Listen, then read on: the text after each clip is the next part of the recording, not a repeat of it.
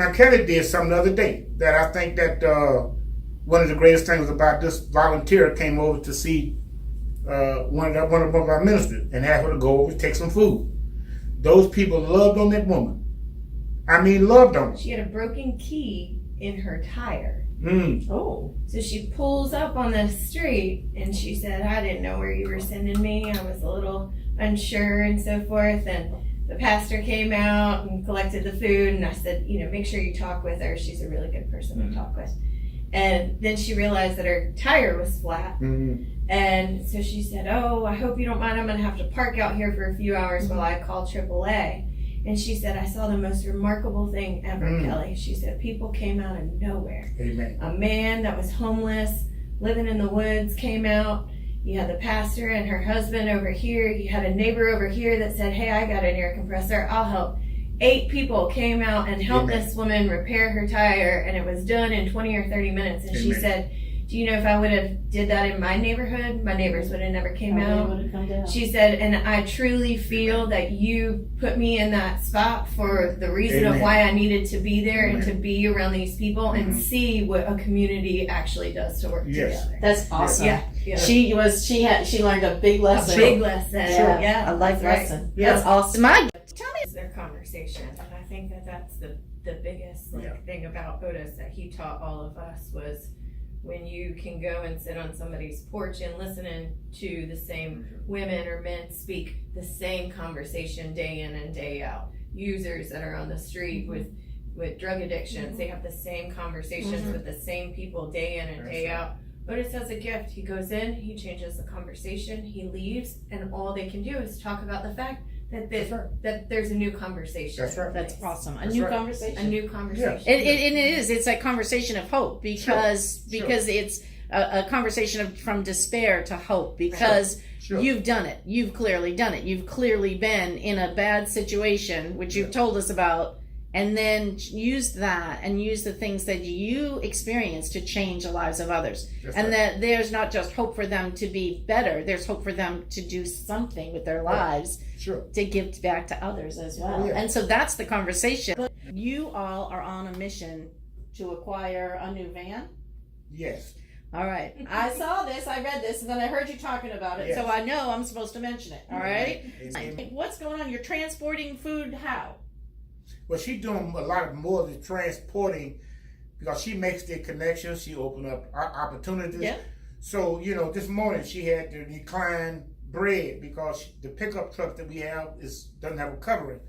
So, therefore, with a van, she could just throw the stuff right in there and we could move it around as best as possible. So you had to decline food today. So that means food did not go where it needed to go, right? Or be stored for where it needs to go because you couldn't carry it in the vehicle you have now. All right, so what does it take to get a new van? And I'm going to put a challenge out to anybody watching this video to give generously to Bridge the Gap mission, help them reach their goal. Let's get them this van because they're doing such a great service. Let's do one event in the community where we do like a field day event where the kids get to play the old school games where you do parachute and all that kind of stuff, and we bring kids from Cary and Apex and Holly Springs in with the city, and kids that don't normally get to play with one another and they get to eat. Last year we had fried chicken and mac and cheese and green beans. Oh my gosh, we had a DJ and like dancing. That's right. They talk about it every year. When are we gonna have this again? It was so much fun. Great. Like it's just a good, good community fun. And it's in a park that like the city barely even recognizes either. And the few members that live around that park last year came out and they were like, "Do you guys do this every year?" Yeah. And they go, "This is wonderful." Like the fact that nobody ever comes over here, people are always so nervous, and then you can see 600 people together in a park playing games and people from all different communities and that's nice. So awesome. I love it. So awesome. What about cooking? What about teaching kids to bake? Oh my goodness. That's our goal. That's our goal, to have a kitchen that we're able to do that because it's easy to teach kids how to bake. It's very easy. You can make anything fun.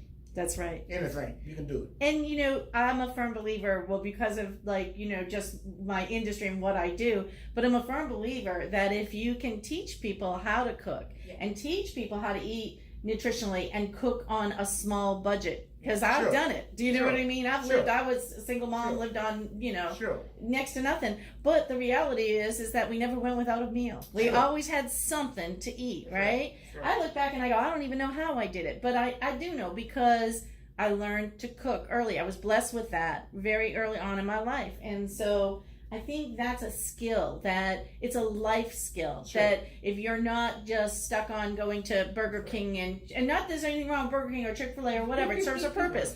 But you know what I mean? We love those people too. But the reality of it is that you cannot eat nutritionally just eating fast food all That's the right. time.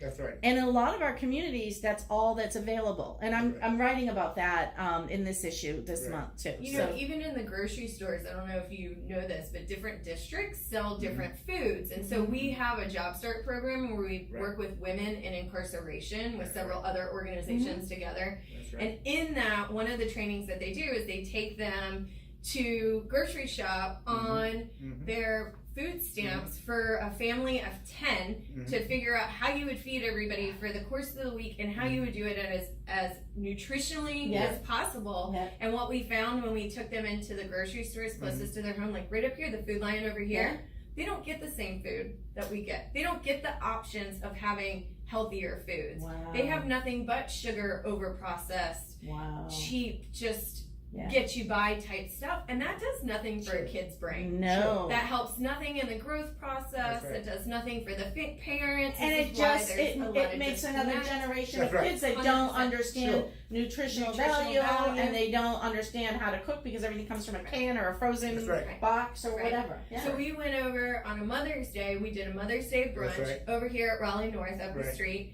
and they have a little community center with Right. just Right. a tiny little like kitchen Yeah. that you would have in Yeah. an apartment in Yeah. there. And we said, you know what, we're gonna cook breakfast Right. for all the women in the That's right. neighborhood.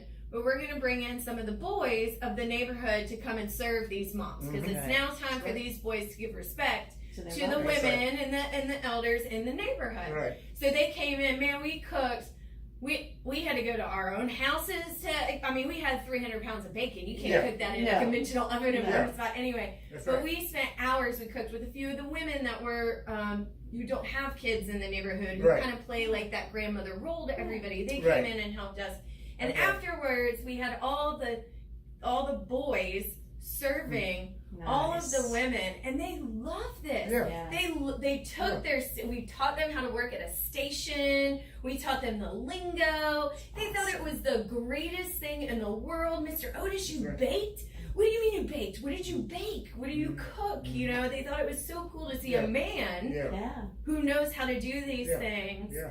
and then them learn this. And that's when we kind of Yeah. said, there's more to this. There's so There's much so more. much more to this that we got to bring to the That's right. table and show The, his the story. most disciplined men in prison is the men that we teach to bake.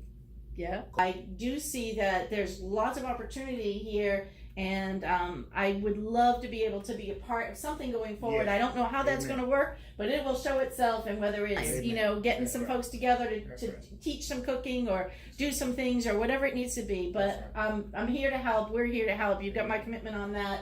I'll leave that on the tape because I am on the tape on the recording because now I dated myself, didn't I? I'll leave that on the recording because Love of Food wants to get behind what you guys Great. are doing. Yeah. Really That's believe in it. wonderful. So thank you so Thank much, you. both of you. Thank you. All right, so I'm just going to come back over here because I want to say this. If I could, I would give this man a hug, but we're in COVID-19, so I'm going to give you an air hug just like Amen. this, because I really feel like, and Kelly too, Kelly, you too, all right?